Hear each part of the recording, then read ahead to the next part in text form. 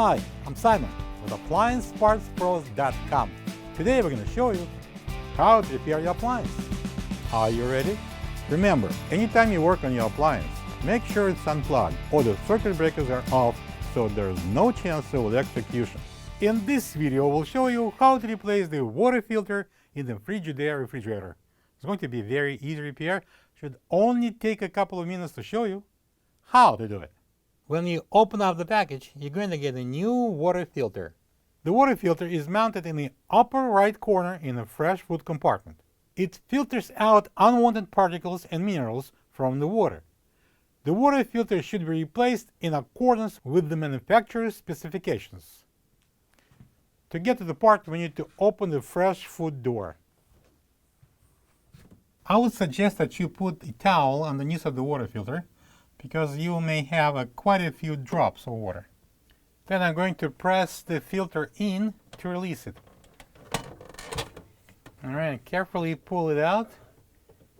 Try to keep this end up like that, so you don't have to wipe the floors. This is the old water filter next to the new one. If you don't have this part, you can get it from AppliancePartsPros.com. Alright, this is a new filter. Before installing it, we need to remove these two caps. Slide them off. Then we're going to match two cuts in the base here, in the filter housing, with these two stripes.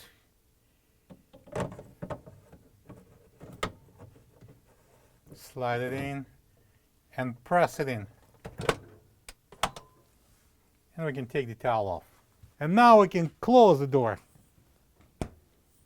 It's commonly recommended that you will drain and throw away about 5 to 7 cups of water after you replace the filter. Plug the fridge back in and make sure it's cooling. Thank you for being a part of another successful repair brought to you by AppliancePartsPros.com.